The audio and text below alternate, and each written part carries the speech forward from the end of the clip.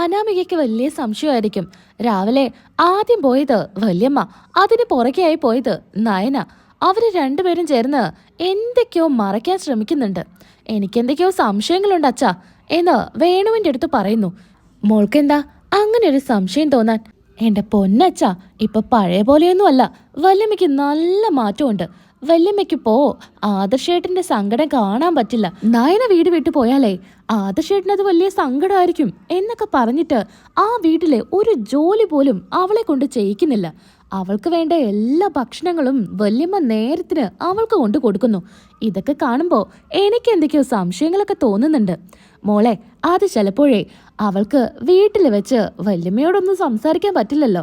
അമ്മായി അമ്മയെ സോപ്പിടാനായിട്ട് ചെല്ലുന്ന സമയത്ത് എന്തായാലും ദേവയാനി ചേച്ചി അവളെ ആട്ടി ഓടിക്കും. അത് നിങ്ങളൊക്കെ കാണില്ലേ? അത് അവൾക്ക് വലിയ മോശത്തരായിരിക്കില്ലേ? അതുകൊണ്ടാ അവള് ദേവയാനി ചേച്ചി പുറത്തു പോകുന്ന സമയത്ത് കൂടെ പോകുന്നത്. പുറത്ത് വെച്ച് സോപ്പിട്ട് കയ്യിലെടുക്കാനായിട്ട്. മോളെ, ഇതങ്ങനെ വിട്ടുകൊടുക്കണ്ട. അവള് ദേവയാനി ചേച്ചിയെ കയ്യിലെടുത്താലേ പിന്നെ മോൾക്ക് ആ വീട്ടിലൊരു സ്ഥാനവും ഉണ്ടായിരിക്കില്ല. അമ്മായിമ്മ മരുമകളെ അങ്ങ് തലയിൽ കയറ്റി വെക്കും. അതൊരിക്കലും നടക്കില്ലമ്മേ. ഒരിക്കലും ഞാനതിന് സമ്മതിക്കില്ല. അവര് തമ്മിൽ ഒന്നിച്ചാലേ പിന്നെ എനിക്ക് അവിടെ എന്ത് വിലയുള്ളത്? അതുകൊണ്ട് അത് നടക്കാനേ പോകുന്നില്ല. മോളെ, അത് തന്നെയാ വേണ്ടത്. ഇപ്പം മോള് ചെയ്യേണ്ടതേ വല്യമ്മയെ സോപ്പിട്ട് കയ്യിലെടുക്കുക എന്നതാ. അന്ന് നിനക്കെന്തൊക്കെയാ സ്വർണ്ണാഭരണങ്ങളൊക്കെ തരാമെന്ന് വല്യമ്മ പറഞ്ഞതല്ലേ? എന്നിട്ട് അതിനെക്കുറിച്ചൊന്നും പറയുന്നു കേട്ടില്ലല്ലോ. ഇപ്പം അതിനെക്കുറിച്ചൊന്നും പറയാറില്ല. ഇപ്പം പണ്ടത്തെ പോലെയൊന്നുമല്ല.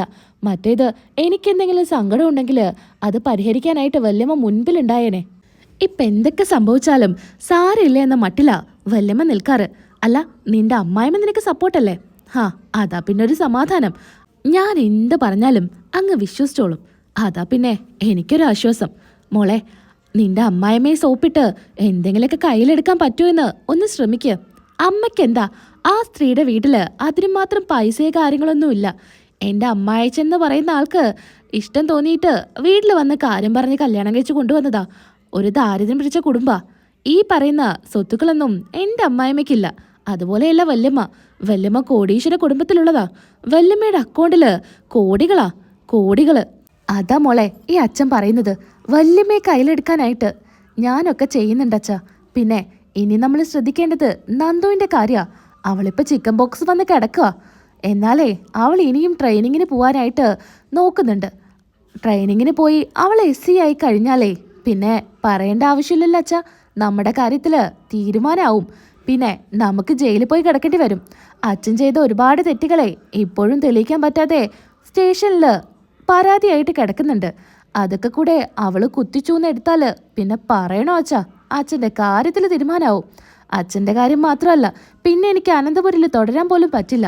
ഇതൊക്കെ ഓർത്തിട്ട് വേണം അച്ഛൻ ഓരോ കാര്യങ്ങളും ചെയ്യാൻ. മോളെ, മോള് പേടിക്കണ്ട. എന്തായാലും അവൾ ട്രെയിനിങ്ങിന് പോവില്ല. അത് അച്ഛൻ തരുന്ന ഉറപ്പാ.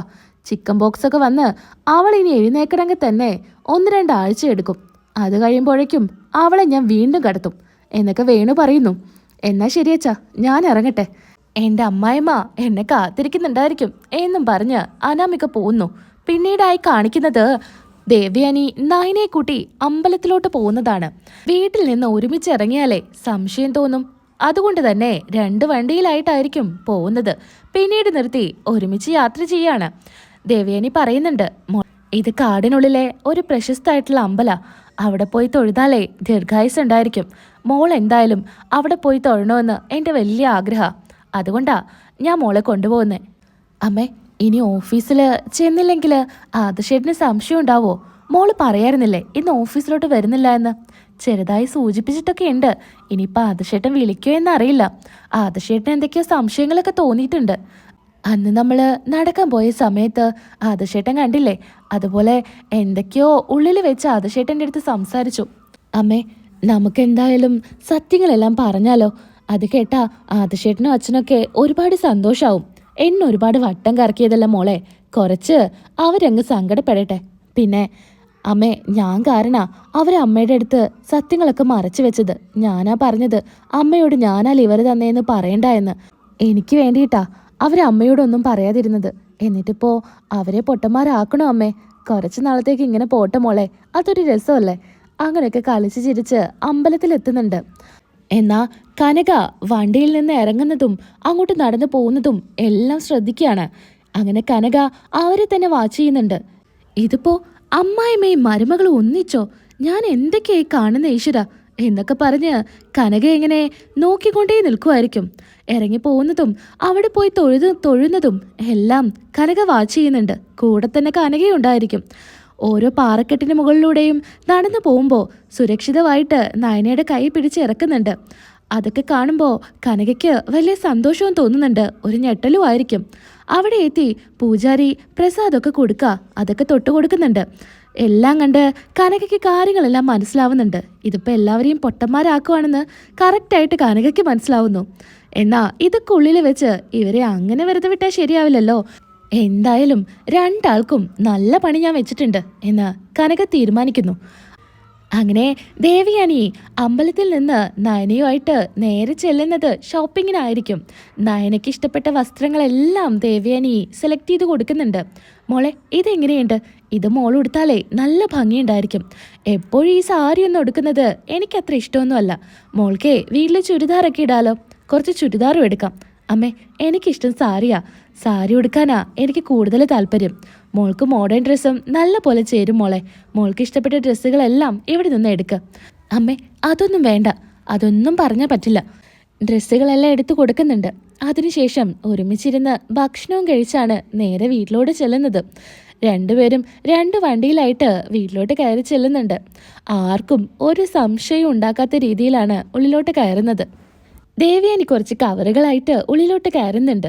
ഇത് കാണുന്നതും അനാമിക ചോദിക്കുന്നുണ്ട്, അല്ല വല്ലമ്മ എങ്ങോട്ട് പോയതാ? ഷോപ്പിങ്ങിന് പോയതാണോ? എന്നിട്ടെന്താ വല്ലമ്മ എന്നെ വിളിക്കാതിരുന്നേ? അത് പിന്നെ ഞാൻ വേഗം ഒന്ന് പോയതാ, എനിക്ക് കുറച്ച് സാധനങ്ങൾ വാങ്ങിക്കേണ്ടിയിരുന്നു, അതുകൊണ്ട്. ഇപ്പൊ വല്ലമ്മയ്ക്ക് ഒരുപാട് മാറ്റങ്ങളുണ്ട്. പണ്ടാണെങ്കിൽ വല്ലമ്മ എന്നെ കൂട്ടിയിട്ടേ ഷോപ്പിങ്ങിനും പുറത്തോട്ടൊക്കെ പോയിരുന്നുള്ളൂ. ഇതിപ്പോ വല്ലമ്മ ഇപ്പൊ എന്നെ വിളിക്കുന്ന പോലുമില്ല. അതല്ല മോളെ, എനിക്ക് കുറച്ച് അത്യാവശ്യ സാധനങ്ങൾ വാങ്ങിക്കേണ്ടിയിരുന്നു, അതുകൊണ്ട് പോയതാ. ആ സമയത്ത് തന്നെ കവറുകളും പിടിച്ച് നയനയും കയറി വരുന്നുണ്ട്. നയനയെ കാണുന്നതും ജലജ ചോദിക്കുന്നുണ്ട്, അല്ല ഇവളിതെവിടുന്നാ ഇത്രയും കവറുകളായിട്ട് വരുന്നേ? അല്ല നീ ഇത്രയും വലിയ ഷോപ്പിംഗ് ഒക്കെ നടത്തിയോ? നടത്താലോ, ഇപ്പോ ലക്ഷങ്ങളല്ലേ സമ്പാദിക്കുന്നത്. ദൂർത്തടിച്ച് നടക്ക, അല്ലാതെ എന്ത് പറയാനാ? ദേ അപ്പച്ചി, ഇത് എനിക്ക് ആവശ്യമുള്ള സാധനങ്ങൾ വാങ്ങിയതാ. ഞാൻ ദൂർത്തടിക്കുന്നൊന്നുമില്ല. പിന്നെ ഞാൻ സമ്പാദിക്കുന്നുണ്ടെങ്കിൽ അത് ഞാൻ അധ്വാനിച്ചിട്ട് തന്നെയാ. എൻ്റെ കഴിവുകൾ ഞാൻ മൂർത്തീസ് ജ്വല്ലറിക്ക് കൊടുത്തിട്ടാ എനിക്ക് പൈസ തരുന്നേ. അപ്പച്ചി അതിൽ ഒന്നും പറയേണ്ട ആവശ്യമൊന്നുമില്ല എന്നും പറഞ്ഞ് ദേഷ്യപ്പെടുക. കണ്ടോ അവളുടെ അഹങ്കാരം കണ്ടോ? 10 രൂപ കയ്യിൽ വന്നാലേ അവളുടെയൊക്കെ സ്വഭാവത്തിൽ വരുന്ന മാറ്റങ്ങൾ ഏട്ടതി ശ്രദ്ധിച്ചില്ലേ? ഇവളൊന്നും നിലയ്ക്ക് നിൽക്കില്ലേ ഇനി. എന്തിനാ ജലജെ നീ അവളോടൊക്കെ സംസാരിക്കുന്നേ? അവളോടൊന്നും മിണ്ടാതിരിക്കുന്നല്ലേ നല്ലത്. അല്ല നിങ്ങൾ രണ്ടുപേരും ഷോപ്പിങ്ങിന് പോയതാണോ? അപ്പോൾ ഒരുമിച്ചാണോ നിങ്ങൾ പോയത്? ഇത് കേൾക്കുന്നതും പെട്ടെന്നൊന്ന് പതറുന്നുണ്ട്. ഞാനിതിന് ഇവളെ കൂടെ പോകുന്നേ? എനിക്ക് ഇവളെ കൂടെ പോകേണ്ട ആവശ്യമൊന്നുമില്ല. ഇവളെ ഏതോ ഷോപ്പിംഗ് മോളിലോട്ട് പോയി, ഞാൻ എങ്ങോട്ടോ പോയി. ഞങ്ങൾ രണ്ടുപേരും ഒരുമിച്ചൊന്നുമല്ല എന്നും പറഞ്ഞ് ദേവയാനി അങ്ങ് പോകുന്നുണ്ട്. നയനി അതുപോലെ അവിടെ നിന്ന് പോവാ. എന്നാ അനാമിക ജലജയോട് പറയുന്നുണ്ട്, എന്തായാലും എന്തൊക്കെയോ ഇതിനിടയിൽ നടക്കുന്നുണ്ട്. രണ്ടുപേരുടെയും മുഖത്ത് നല്ല കളലക്ഷണമുണ്ട്. എനിക്കും തോന്നി മോളെ, എന്തായാലും ഇത് കണ്ടുപിടിക്കണം. അധിക നാളൊന്നും കള്ളത്തരം മുന്നോട്ട് കൊണ്ടുപോകാൻ സാധിക്കില്ലല്ലോ. നമുക്ക് കണ്ടുപിടിക്കാം മോളെ. അപ്പോഴേക്കും ആദർശ് ഓഫീസിൽ നിന്ന് വരുന്നത് നയനയ്ക്കുള്ള ശമ്പളവുമായിട്ടായിരിക്കും. ഇതാ നയനെ, ഇത് നിന്റെ ശമ്പളോ? ആദർശേട്ടാ ഇതെനിക്ക് വേണ്ട, ഞാൻ പറഞ്ഞതല്ലേ. സ്റ്റാഫുകൾക്കും എല്ലാവർക്കും അക്കൗണ്ടിലോട്ടാ പൈസ ഇട്ട് കൊടുക്കാറ്. എന്നാലേ എനിക്ക് തോന്നി നിന്റെ കയ്യിൽ തന്നെ എനിക്ക് ശമ്പളം തരണമെന്ന്. അതുകൊണ്ടാണ് ഞാൻ ഇങ്ങ് കൊണ്ടുവന്നത്. ഇത് നിന്റെ ശമ്പളം മാത്രമല്ല, നീ മൂർത്തീസ് ജ്വല്ലറിക്ക് ഉണ്ടാക്കി തന്ന ലാഭത്തിന്റെ വിഹിതം കൂടെയാ. അതുകൊണ്ട് നീ ഇത് വാങ്ങിക്ക. ഇത് കാണുന്നതും അനാമികയ്ക്ക് സഹിക്കാൻ പോലും പറ്റുന്നുണ്ടായിരിക്കില്ല. ഓ പിന്നെ ഇവളെന്താപ്പം ഇത്രമാത്രം മൂർത്തീസ് ജ്വല്ലറിക്ക് തന്നിരിക്കുന്നേ? കുറച്ച് കുത്തി വരയ്ക്കും. അത് വലിയ സംഭവമായിട്ട് ആദർശേട്ടൻ തന്നെയാ കാണുന്നത്. ഇത്രയൊക്കെ രൂപ കൊടുത്താലേ ഇവള് നിലത്തൊന്നും ആയിരിക്കില്ല. ഏറ്റവും കൂടുതൽ ശമ്പളം കൊടുക്കേണ്ടത് നയനയ്ക്ക് തന്നെയാ. അത്രയും നന്നായിട്ട് നയന വർക്ക് ചെയ്യുന്നുണ്ട്. അവൾക്ക് ഈ ശമ്പളം കൊടുത്തെന്ന് കരുതിയിട്ട് ഒട്ടും കുറയാൻ പോകുന്നില്ല എന്നും പറഞ്ഞ് നയനയുടെ കൈ കൊടുക്കുന്നു. ദേവയാനിയുടെ മനസ്സ് സന്തോഷം കൊണ്ട് തുള്ളിച്ചാടുന്നുണ്ടായിരിക്കും.